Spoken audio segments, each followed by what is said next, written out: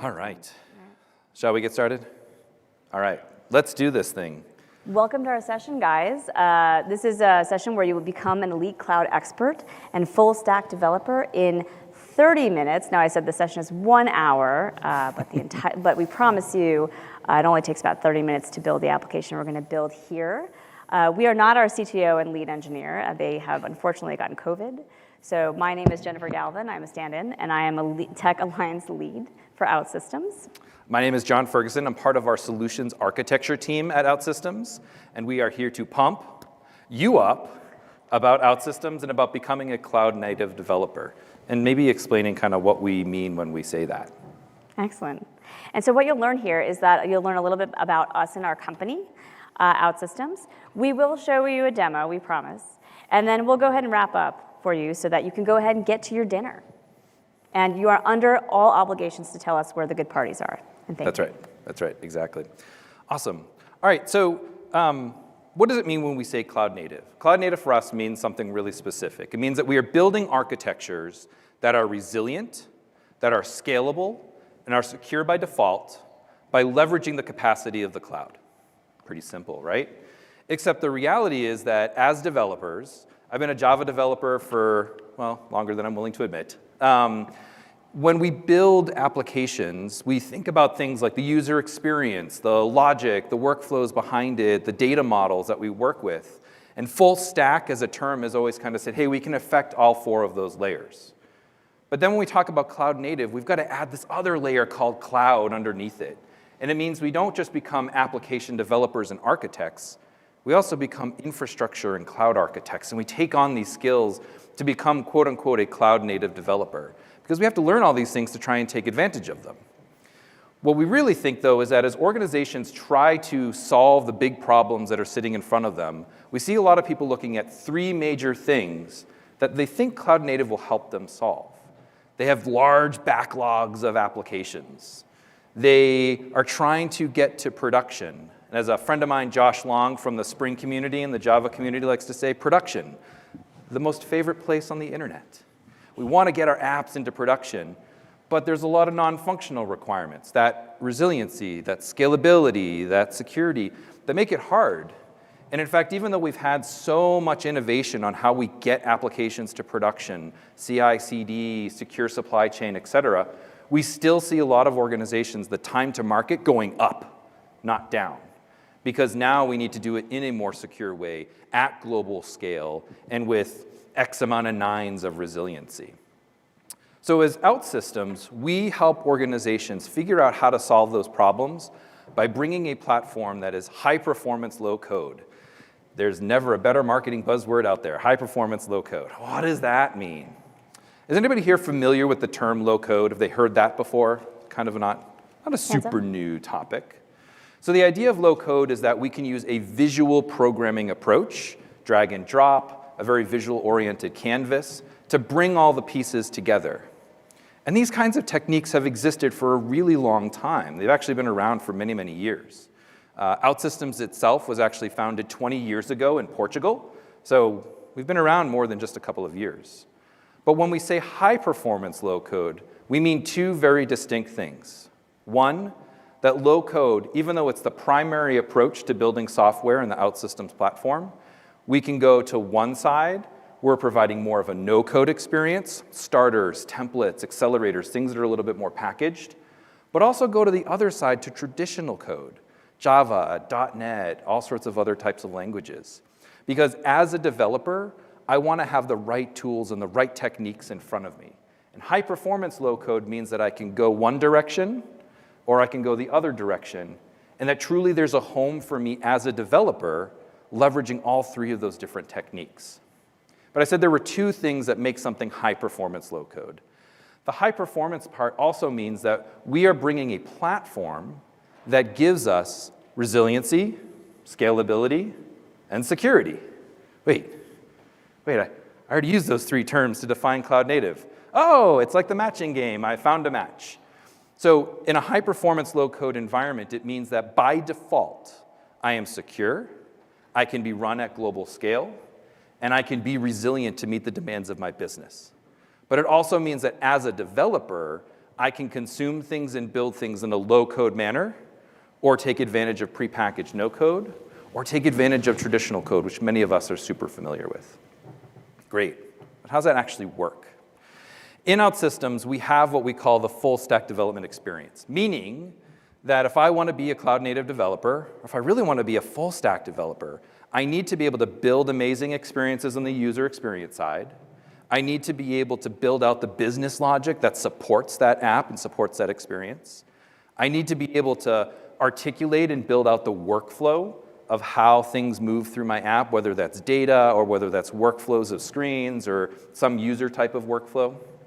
And then ultimately, I want to have more control over my data. And in Outsystems, which is both an IDE and a platform runtime, which we'll talk about in a little bit, I can affect all 4 of these layers. Now, I go back to one of those big things that companies were challenged with. How do we find all the right talent in the market? I maybe have some junior developers. I maybe have some expert developers. Maybe I have some business analysts that fancy themselves developers. I want to be able to provide the right tooling and have them affect all 4 layers here to build apps, because we want to burn down that backlog. We want to get apps into production. So with Outsystems, I can build an app, and they're cool, and they look great, and I have control over my data model, but they don't talk to anything. They're an IKEA catalog. I read it once, that's nice, and I throw it in the trash. What I really need to be able to do, though, is to integrate with systems. Whether those are REST or SOAP traditional APIs, whether those are cloud services, like, I don't know, things that Amazon maybe they provide. It's kind of an interesting thing. I want to be able to integrate with core systems, whether those are off-the-shelf systems, SaaS platforms, SAP, Salesforce. Many of us live in organizations that have a tremendous amount of core systems and enterprise systems that we need to integrate with. And I also need to integrate with our data platforms, from traditional databases to NoSQL to more event-driven architectures. I want to build apps that don't stand alone, that they work inside an ecosystem of integrations. And as a cloud-native developer, I want to do all of that while also being resilient, scalable, secure. So this is great. With Outsystems, I can build an application. I can integrate it with practically anything in the world, but it's in dev. That is worthless. We need to get it into production.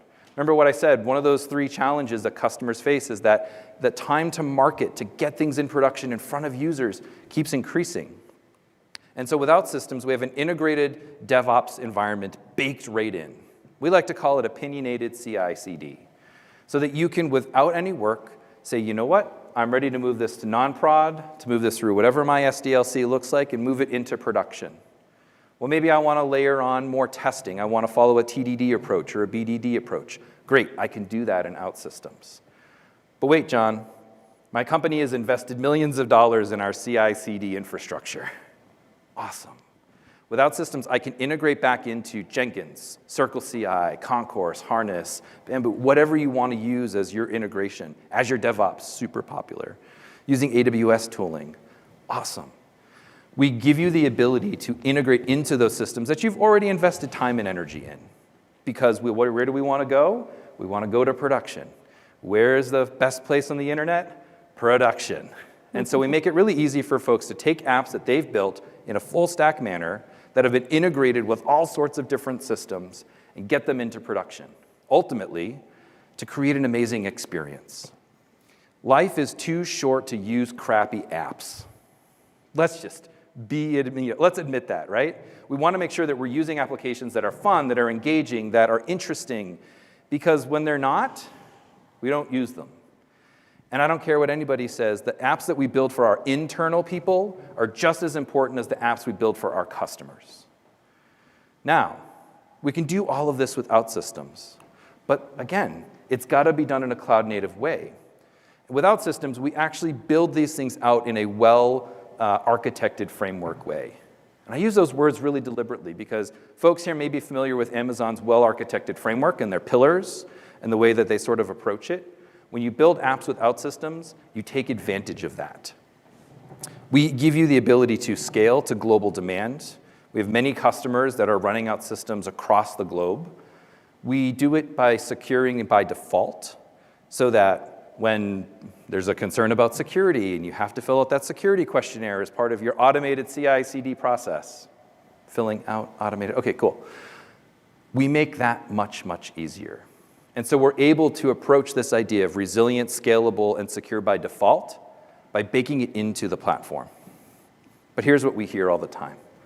Low code is for losers and posers and people who don't know what they're doing. And no, I don't agree. I was a Java developer. I am a Java developer and have been for many, many years. And still, low code plays a really important role in the way I build software. A lot of people will say, well, John, it's not enterprise ready. But yet we are running mission-critical systems for part of the federal government in the US. Oh, but it's on old tech. That's not true. We're running on top of things like Kubernetes and on Aurora serverless and taking advantage of all these new technology innovations that are happening. Oh, but it's not for real developers. I highly beg to differ. What's my favorite thing to do as a developer? Not do the junk work. Like work on the cool, interesting things. And Outsystems helps me get the junk work out of the way so that I can work on those interesting things. And then the big thing that folks say is, it's not going to scale. I can maybe use it for my toy. I can build a little form app. No, that's not high-performance low-code. High-performance low-code means I'm building in a cloud-native way that is resilient, scalable, and secure by default. So what we have brought to market over the last 20 years and are now actually reframing as we've gone through our own re-architecture and modernization is what we call Outsystems Developer Cloud. This is meant to drive productivity for developers. This is to build serious mission-critical applications and to continue to do this in an evergreen way. Oh, evergreen. That's like the new buzzword, right? I could have put synergy up here, and it probably means about the same. What we mean by evergreen is that we are always up to date. We are always incubating the newest technologies. And the reason we're able to do this is the way that we've built this is we have separated out our runtime and our platform services. And this is a really important architectural choice.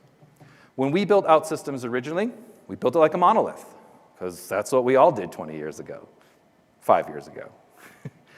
Instead, we have built this in a way where we have decomposed Outsystems and truly separated the platform services that ultimately generate code, because Outsystems does generate code, from the actual runtime of where we run our applications. And the reason that's important is that we're able to continually upgrade these pieces without having to take systems offline. Most importantly, without having to take apps offline.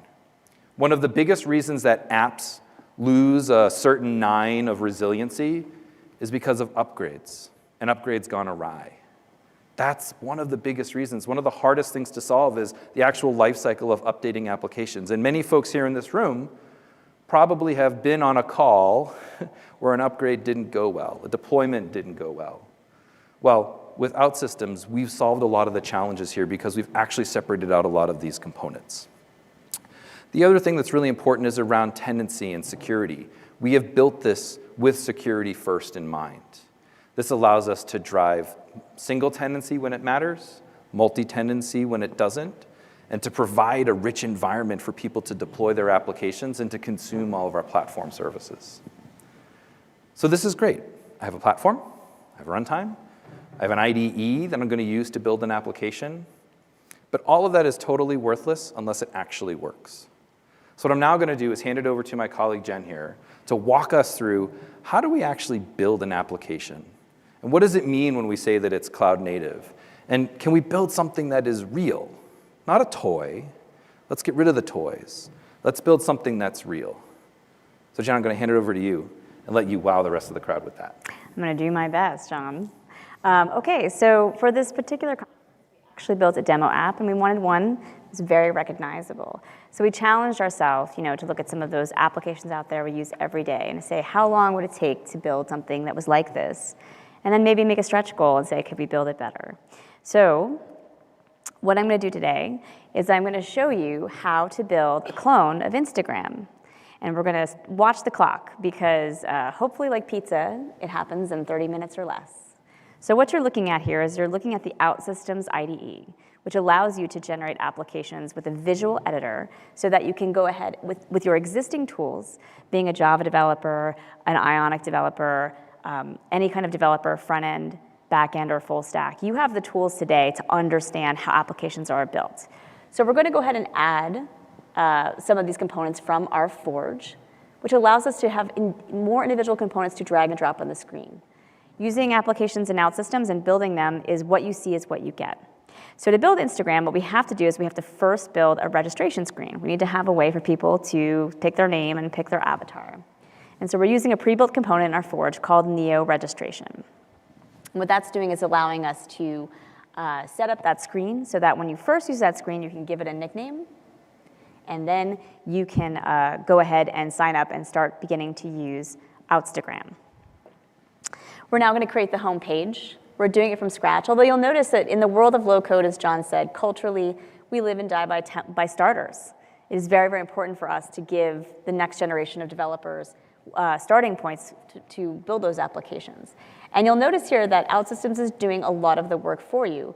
We are an AI-driven platform that allows you to build the screens from data in the system. So we're adding a structure for a post entity. A post is pretty simple. It is, so it was very small on my screen, but it is, oh, that was better, look at that. It is allowing us to actually build that screen by recognizing that we have create, read, update, and delete actions, and we need to go ahead and just generate those screens for us. And now we're gonna go ahead and just construct our basic function of Outstagram. So we are, Outstagram is very simple at its heart. It allows us to take pictures, to see who took them, to have people make comments, and to share them on a feed. And so what we're going to do now is we're going to go ahead and set it up so that we're building that registration. It links to the homepage then after you've registered. And now you see the feed of everyone's posts. What we also need to do is we need to create a way for you to take a photo. So we're dragging in some pre-built components on the left-hand side that allow you to create a new screen, and that will be the screen that will come up when you actually do take that photo. So we're creating a new screen right now. And these screens are very simple. If you look at Instagram, it's a pretty basic application. Now, you'll notice a lot of the screen is laid out for us. That's because the platform is also doing some work there. And we have these pre-built components that we can go ahead and easily create our basic structure for submitting a post. We need to go ahead and drag a new post in from the entity we created, and it's automatically scaffolding a page for a new post. The AI generative platform knows what we want to do. And now we're simply setting up our save buttons. And now we're simply setting up the logic. So once the form is saved, you'll notice a lot of this is pre-built. It's checking the form, checking its validity, and then all we have to do now is assign the picture that we've taken to those inputs. And we need to assign some of the other structures, the description that the user is typing, as well as some of the tags and when it was posted. And so now I am simply selecting some of the suggestions that the platform is making. So as I pull down these buttons, it's actually making some suggestions what it thinks is the most appropriate thing here, helping me out as I continue along the process. And then finally, once we have gone ahead and assigned that taken picture, we can then go ahead and ship it to the server, and it's going to go ahead and create that post, and we'll send the user back to that home page and that feed.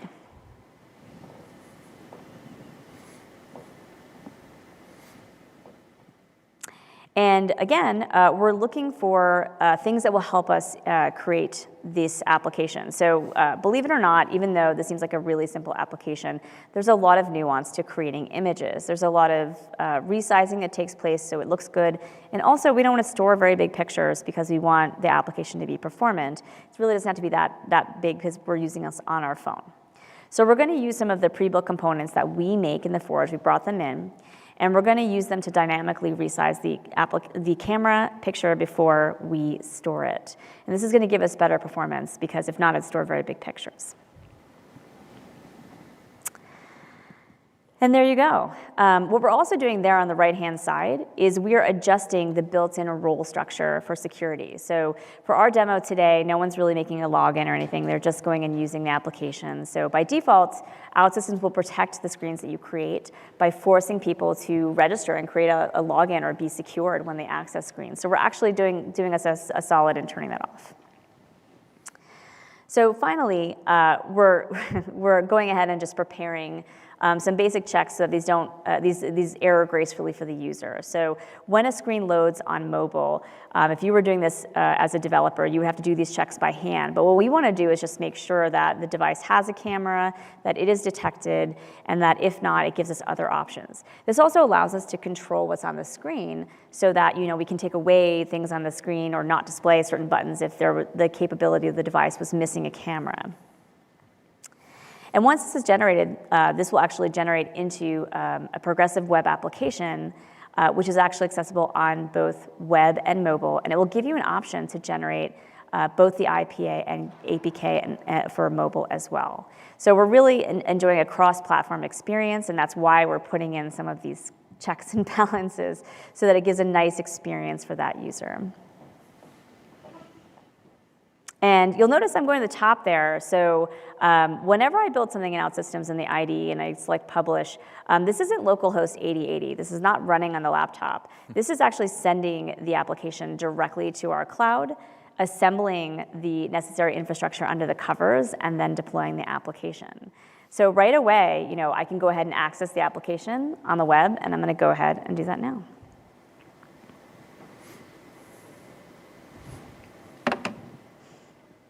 All right, so we used all the defaults for this application. Okay, so you'll notice we have our basic structure. It's really created here. You'll notice we have a feed, it has some photos. We took a lot of the defaults. So a lot of these components really come with defaults that are set. So the default is to present it in a circle, but everything's pretty functional. I'm gonna click that camera button, and we're gonna take a picture of the audience. Oh, if I can do it correctly, look at that. I'm gonna take a picture of the audience right here. Oh, there we go. Thank you for your volunteering. Yes, audience participation. Okay, hi there. And the reason, and we're doing that so that we can actually go ahead and give you an example of what this looks like. So at its heart, there we go. At its heart, we're taking a basic photo. We've had the basic structure of Instagram, right? We have a feed, we have a little nickname, we have that I registered beforehand because I tested this out. We have a photo and we have our feed. We have other photos when we were testing this out earlier. But this does not look like Instagram, right? And so now what I like to do is I like to break the boundaries of what you know of low code, and we'd like to kind of go farther. So the next step is really bringing those applications back into brand and making them pixel perfect, which is where we are different from a lot of low-code platforms in the market. So if you were to use a low-code platform, many low-code or no-code platforms are very rigid. And the difference between those platforms and Outsystems is that we allow you to make applications pixel perfect in very simple ways. So we're going to go pop over to the Styles tab here. And you'll notice we're going to go ahead and style it so it looks a little bit more like Instagram. Instagram has square photos that take up more of the real estate on the image. And also, we have distinct styling. For our company, our colors are black and red. We also have the logos. Usually a logo, little icon and avatar is selected for the user. And we need to go ahead and make sure that shows up. And you'll notice some of the conventions that you're used to working with when you create an application kind of show up in the interface. So most of you are used to working with Bootstrap or Bootstrap-like frameworks for sizing on web pages, which have columns. You'll see the same kind of convention that you're used to being expressed here in the IDE. We're going to go ahead and just make that really just precise. And for all of these, we're going to go ahead and just touch up the page.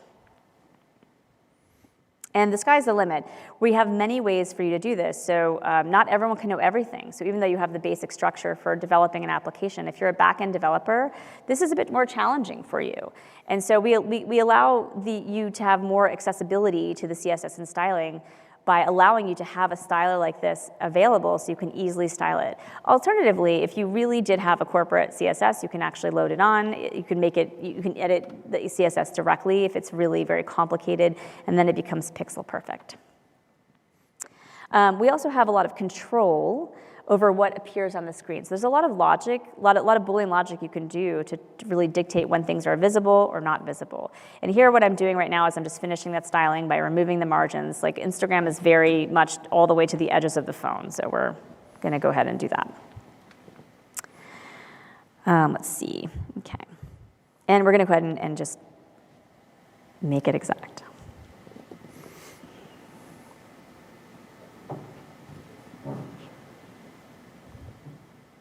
All right, and the last step we need to do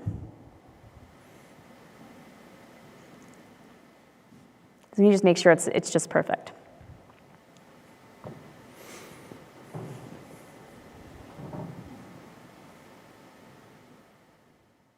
And then once again, we're hitting that publish button. So once again, not localhost 8080, this is running live on our cloud.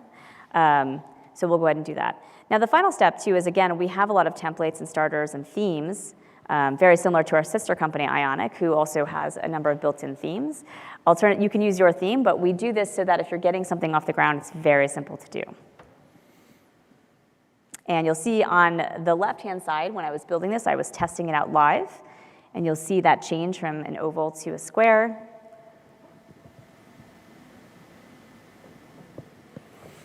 And it's almost ready to go.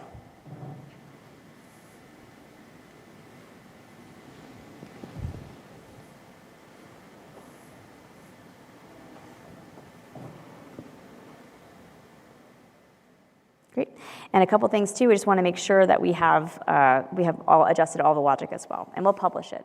Once again, available on the internet, ready to go.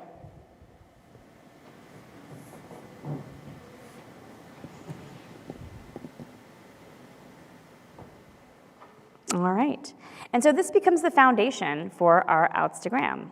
As you know, we've done this in about, let's take a peek, we've done this in about 8 minutes. And now we're ready with a fully functional application, so I'm going to go ahead and switch over. So wait, I feel like I missed something because I didn't see you slip a $20 bill underneath the DevOps team door or RHEL engineering or the SRE team, but it's running, it's real? Well, it's running in dev. So we build serious applications. So our platform does support bad test data.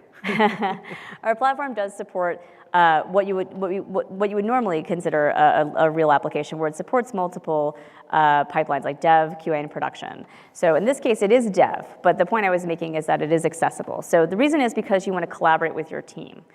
We do get a lot of direction when we're building an application first. People do or do not like these things. And in the platform directly, once I've published an application, you can actually go and open that application up for comment to the business owners who are actually asking for that application. And they can actually go and mark directly on the screen their feedback. So once I publish this and I say, hey, John, tell me what you dislike most about this application. Well, I didn't like the white mode, light mode. I wanted dark mode. Oh, okay. Yes. So you listen to my feedback. I appreciate that. Yes, exactly. And what John could have done is he would go access the application, and he can actually mark and make comments, and we could actually address those comments directly in the application. The platform really supports collaborative work. So this is that second portion of the application. We took a couple pictures to test it, and we'll take a new picture now. Oh, all right. Look at that. Doing a good job, I hope. Ooh, tiny keyboards. So far, so good. Let's let the internet catch up a little bit. There we go. But doing a great job. And for the most part, it really looks like Instagram, right? I mean, it has an icon, it's got a nickname, they've got a feed of photos. In about 10 minutes, we built it. So should we overachieve? I think we should do a little bit more. I agree. Yeah, like I we got agree. time. No one wants to listen to me, so. The why don't status you keep quo going? is not good enough. No, I let's do agree. this. Okay, so because we're here, let's go ahead and add a little bit more. So let's make it better. So I think the next thing that we should do is one of the things, since we have a really multicultural audience, is one of the things I would like to know is where these pictures were taken, right? Because if you're taking a picture at a fountain or something in Vegas, I want to know how to get to that fountain as well. So what I'm going to do is I'm going to go ahead and overachieve.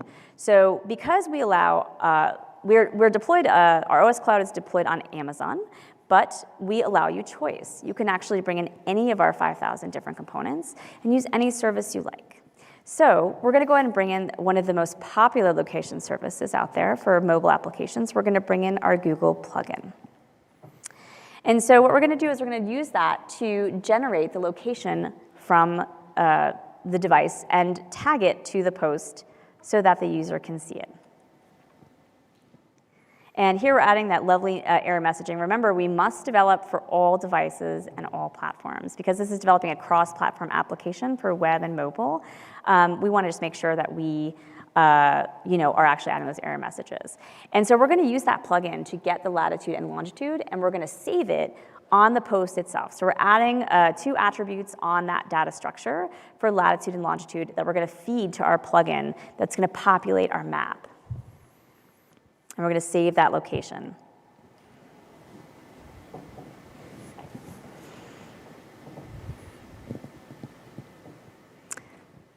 Anyone here use Google Maps in their applications? No? Anyone use any other services?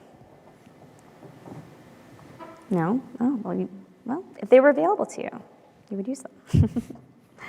So we're making them very accessible. And we're just going to go ahead and do that. Once again, you see that AI-driven development by the suggestions that are being made. And we're going to have to go ahead and polish up our interface now to show it well. So we're showing the latitude and longitude is not helpful. So we need to find a delightful way to show this to the user. We don't want to take up any more real estate. I have a tiny phone. And we still want to keep that look and feel of Instagram, even though we are overachieving. So we're going to go ahead and use some convenient, beautiful UI plugins that we have on the left-hand side to do that. We're going to use something called Flipcard. And what that allows us to do is actually take the image and flip it around when they touch it.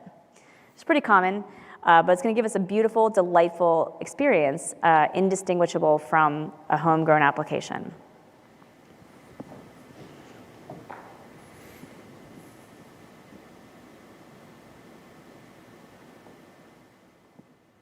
And what you see is what you get, so we're going to go ahead and drag that on. So once we drag the flip card on, the flip card is very flexible. It doesn't really care what you drag in there. And so it doesn't really know what you want to show on the back side. So we've dragged our UI widget into that flip card. These plugins are not just logical. They are, in fact, graphical as well. So we're going to drag that in. We're going to feed the location, latitude and longitude directly to that widget. And then we're going to go ahead and publish this application, and now we're going to have that location accessible. And then we're going to have some final styling. You want that pixel-perfect experience. And there we go. Now, unlike other platforms that you might use to create this, we're now breaking those boundaries. Not only are we pixel-perfect, which would eliminate a lot of the solutions out there on the market to do this, we are now dragging in one of our 5,000 pre-built plugins. And we have the most plugins out there as well. So let's go ahead and check it out, guys.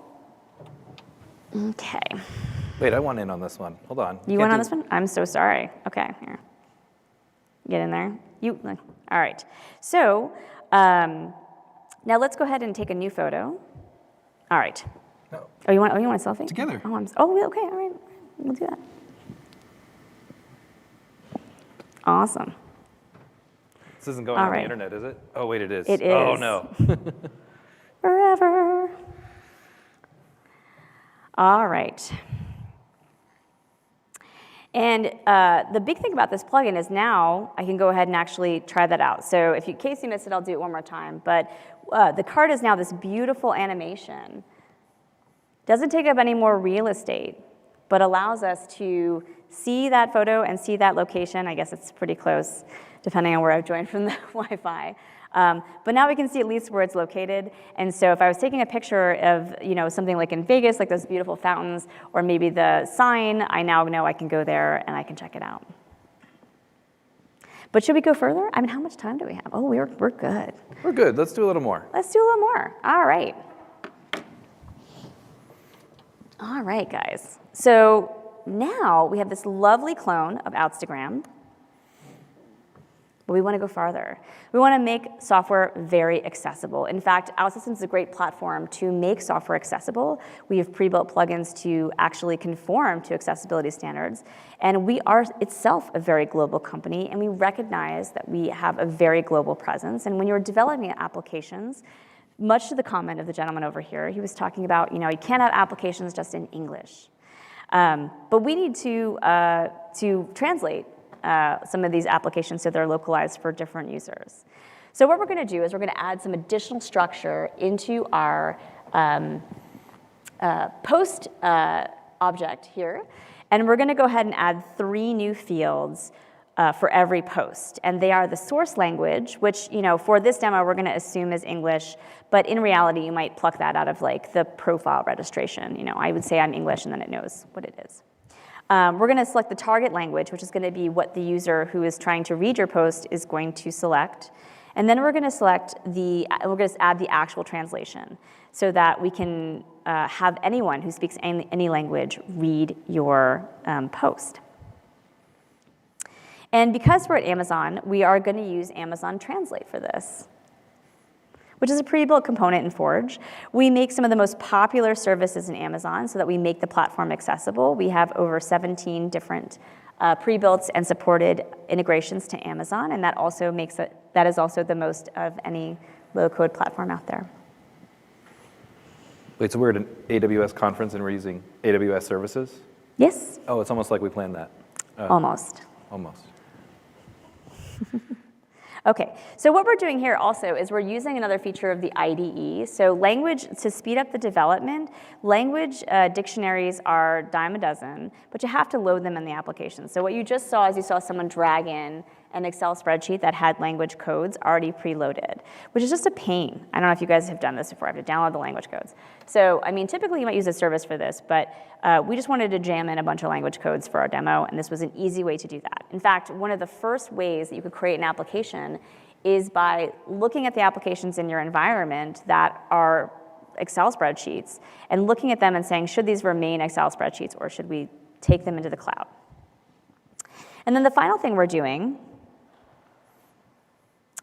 is we are taking that pre-built service from AWS Translate, and that's actually really it's a component, and it's actually like not very straightforward, to be honest. So for this demo, what I wanted to do was highlight some other capability of us absorbing REST interfaces, and also simplify my interface with AWS Translate. So what I did was I used Outsystems to create a REST API that was very simple. It just took source, destination, and translation, which was what I wanted. And then I exposed it to this application. So this application can auto-generate any REST API calls and then go ahead and use them. So this is something that we did to simplify the demo. And to test it out and generate those calls, what I did is I went ahead and pasted the JSON from the REST call, and then I tested it directly in the IDE. And then I just copied the response body to that REST call. So now it's actually generating the server actions that we will use to translate. And so any REST API is now very accessible. Finally, on the home page, we are going to add an action to translate. So that's going to appear on the home page below the post. We're going to have a button that displays the source language and then displays the target, allows you to select the target language, and then if the target language is selected, it will allow the translation to appear.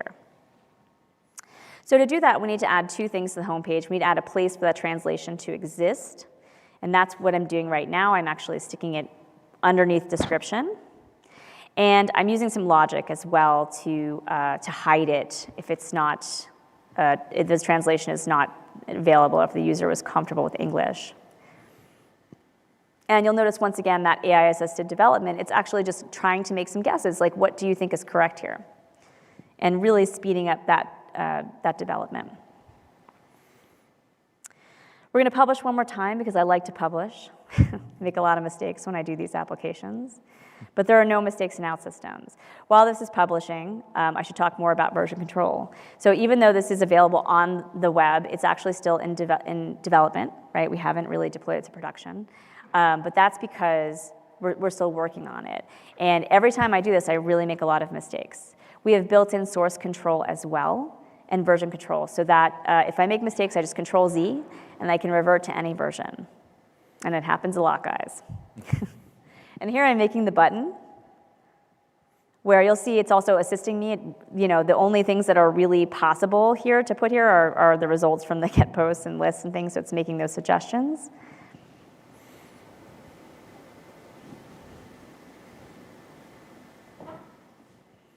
And it's allowing me to fetch the data from the language codes. So I loaded those language codes. They now became a database table inside of my application. It's now on the cloud, highly resilient. And I now just need to go fetch them every time and display them for the user.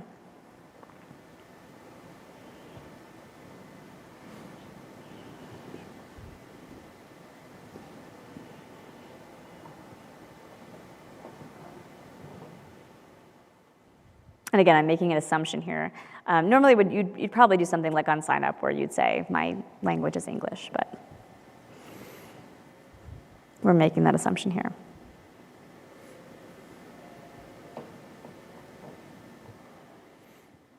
And then finally, when the user selects this particular language, we have to trigger that actual translation. So you'll notice in the client action, now is where I'm actually dragging in that post translate. Once I have the user select that, we need to send that to Amazon Translate. And we're going to send the post source language. We're going to send the desired target language. And we're going to send the text. And then we'll get our description back on the call.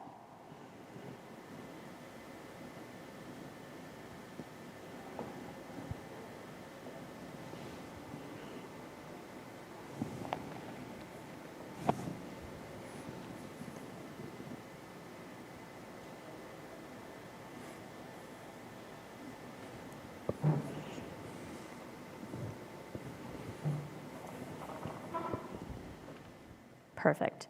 Now we have our target language.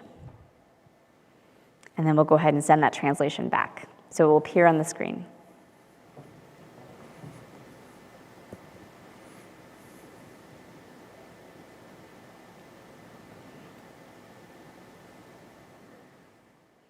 Now you'll notice there's other assistive technology as well. So even though at this point, I'm still working on the application, at any point it actually is reminding me where I need to complete the work. So you saw that error is found until I made that final assignment. It will not actually let me commit to the code, to commit to the application until it really is resolved.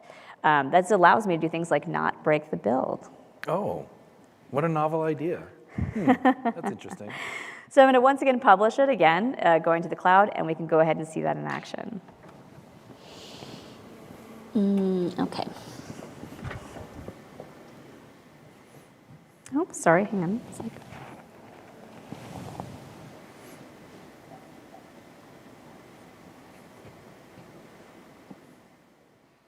All right.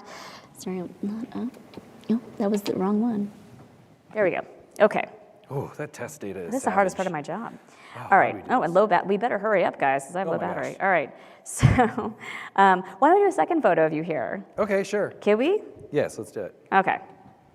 You want to do a selfie, or what do you want to do? All right. Oh. That's really good. Oh, yeah. No, send that to my mom. All right. Scary. Says John's mom. This is not a mom joke. Okay. So now we have our application. And it looks the same. The only difference is that we have our translation. So, sorry, we'll give it a little poke the internet a little bit. There we go. All right, so it's in English. What language would you guys like to see? Can we, what? Arabic? Wait, Arabic. Okay, so you can read. Can you verify it's correct? Okay. That's important. Look at that. Oh, there we go. Okay, fantastic. Okay, so we've made it wonderful. That's good, it worked. So not only have we built a clone of Instagram, but we've added geographic location, and also we've made it accessible to our friends here. And each post can actually be changed, and we can pick new languages, and everyone can read them. How much time we got? Oh, we got time. One more? I only want to do one more because I hate writing hashtags. I want them done for me. Okay. Would that be possible? I think we can do that. Okay. Okay. But I figure might out this need, button. I don't know, a service from Amazon that looks at images, maybe? Would that be? I have just the thing, actually. Oh, thanks. Yes. This doesn't feel staged at all. No, it's great. It's So, great. so as we were saying earlier, some of the most interesting sessions this conference, I think, were the AI ML, right? And things that we're looking at, recognizing faces and photos and things like that. So what we did is I want to go ahead and bring in the Amazon recognition service so that we can go ahead and generate those tags. I hate typing those tags too, and they're very long. Lazy.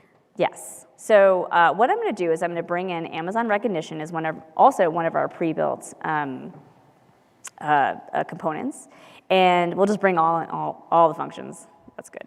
All right. And we'll go ahead and we'll send these pictures to Amazon so it can detect faces, and we're going to detect your emotions. You're a very stoic man. I am not sure if this will work. Uh-oh. I'm a little nervous, actually. You need to really, really Lay it smile. down? Okay. Yes. Okay, cool. Okay. We can do this. And so what we're going to do is we're going to just add another server function that's just going to assist this application called generate tags. And it's going to go ahead and call Amazon recognition. And if we have detected a person, it's going to go ahead and indicate that is a person. And it's going to also generate that emotion as well. So we're going to go ahead and bring in Amazon recognition, which is wonderful because there's quite a number of services from Amazon. And so who could know it all, right? So as previous developers, you guys have that skill and structure to know how to work with the service, but you don't know much about it. You know, what can you do in 30 minutes or less, right? In 30 minutes or less, I think I could load the Postman of recognition and maybe like learn how it works. Well, with Outsystems, you can actually drag the component in and just use it. I mean, it's very, very simple. So here you'll see, and mind you, I do recommend reading up on Amazon recognition because I did have to read up on what this was actually doing. But when it recognizes faces, it does so with a degree of confidence. So you're going to have to actually set it a little bit. We're going to set it to like a high confidence so we don't report on things that are weird. That are things that are definite. And I considered doing other things actually with this. I considered detecting eyeglasses. I considered detecting shapes and structures. And so we did add those for the demo in the booth. But here you'll notice this is the wide range of things. It's actually quite interesting. But for this one, because you had asked me about emotions, because you don't display them normally. Yeah, you get to smile. I'm an emotionless, like, blank slate. Correct.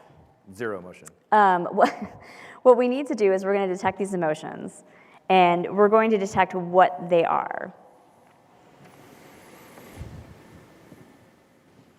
And so here we're just looking for the face detail is also very interesting. If you look at this service, it detects a lot of stuff like beards and other things. It's kind of age range. Oh, I did not select that. Thank you. I appreciate that. You're welcome. And what it's doing is it's actually detecting it. And then if we have a person returned, it's going to go ahead and set those tags.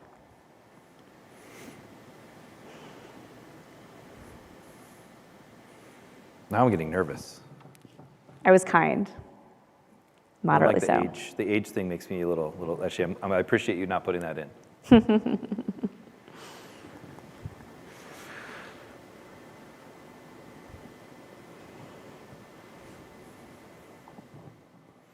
And so here on the new post, what we're going to do is we're actually going to reach out to the recognition service when we are posting. So it's going to automatically generate. But what that does, remember, we're always concerned about user experience. So what that does is when you're posting, it's actually going to make 2 server calls now to the server to generate information on the client. It's making that call for GPS. It's also now making a call for recognition. So what's happening is we need to have a good user experience because it's going to take a little bit of time. So we're going to go ahead and add our generate tags so that we do wire this in correctly. And we'll go ahead and do that. And then what we're going to do is we're going to reach back into our toolkit of UI, pre-built UI components to look for like things that have loading circles and things like that, so that we can just have them display correctly. And then when the task is finished, then they will move back onto the home page. So the user isn't like pressing save like 5 times or something, which they might do.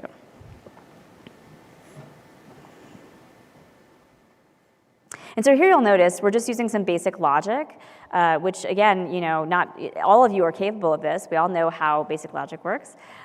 We are just going ahead and setting a is loading flag, and that our screen will respond to that. And then when the process is done, it will be false again, and then the screen will move on and refresh.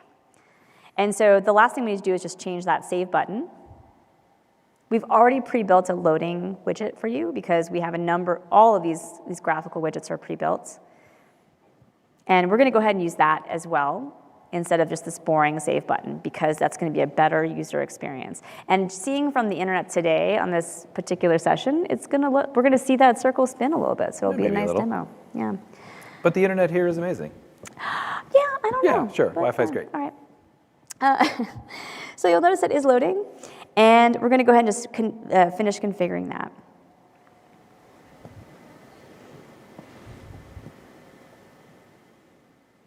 And so this is really what makes Outsystems unique. We're still creating our MVP, and it's going to be beautiful and delightful. But we've brought in 4 different services. We've already overachieved from our original goal. Mm-hmm. We're still in time. And the best thing is then what comes next, right? Like, why is this so important? It's not just that I built an Instagram clone in this time. It's that, where do we go from there? So let's go ahead and get this published, and let's go ahead and show you the finished application. And then we'll talk about what makes us different, which is the sheer trust that our customers put in the platform because of the scalability and reliability they get out of the applications, because they're deployed on a platform that is taking care of that site reliability and that quality and that security for them. Okay, so we're doing our final publish. So instead of a sample app here that I would do of this, I actually decided to show you the final piece, which includes not only facial recognition, but object recognition, because this is the demo we're showing in the booth. Okay. So we're going to try to detect your emotions. Okay. You're going to try hard, right? You're going to smile? Sure, I'll try. Okay. You want to hold up something recognizable? My phone work? We'll find out. Okay. All right. I could use my shoe. So get smart kind of thing. No? Can it be by your face? I could try. It'll be a very interesting presentation. That would be really scary. Oh my gosh. Okay. So let me go and switch over.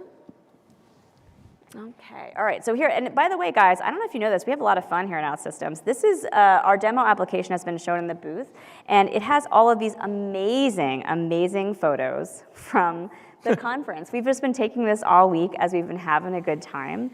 And it's just delightful to watch this feed, guys. This is great. So you'll notice here we have all these photos. Let's go ahead and take one more. Ready? Okay. Hang on. Well, let's make it a little. Yeah. Yes. That's good. Yes? Good? Yes, okay. Good? Okay, cool. And we're challenging Amazon Recognition to guess how you are feeling. Oh, boy. Drum roll, please. All right. You notice that loading button that we just added, that little spinning? That is that pre-built one. And then let's see it in just a moment. Happy. Happy. Excellent. So if you notice again, we'll go through our 4 functions again. We have our geographical location. We have our photo. We have our translation. We have our facial recognition, and it guessed it correctly. And then in this case, for time, we cut out the last scenario, but our demo application does actually bring an object recognition too, which is just me going back and selecting more things. And you'll notice it picked up, what did it pick up here? Portrait, photography, person, mobile. Oh, look at that. On my phone? Yeah, interesting. Excellent.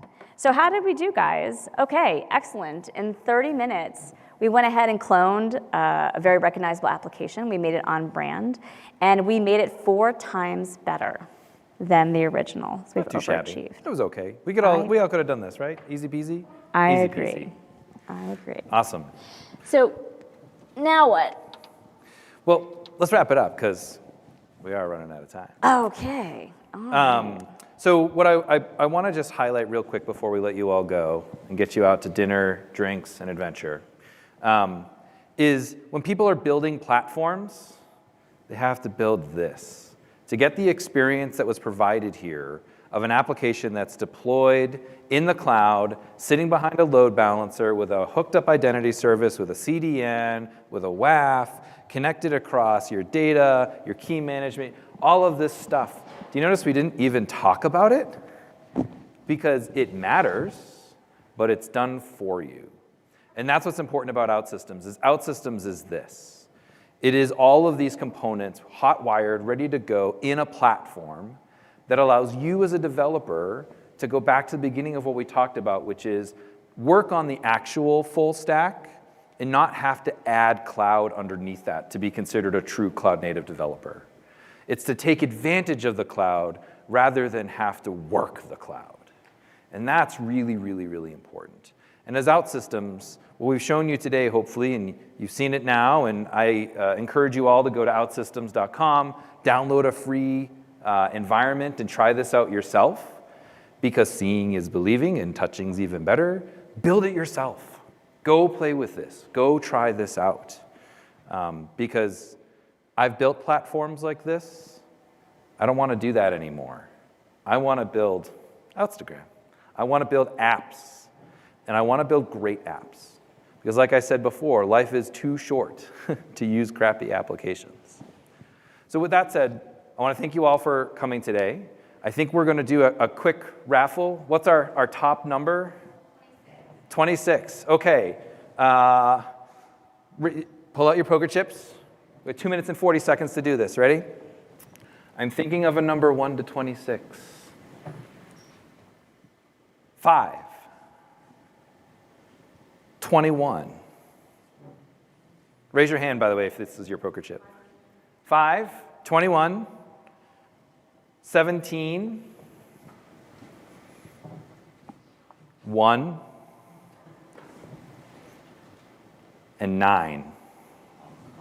Sorry. Awesome. Well, hey, everyone, thanks so much for coming. Jen, thanks for sharing with us. Really Thanks for appreciate it, having me. and have a great rest of the conference. Thanks for having us, guys.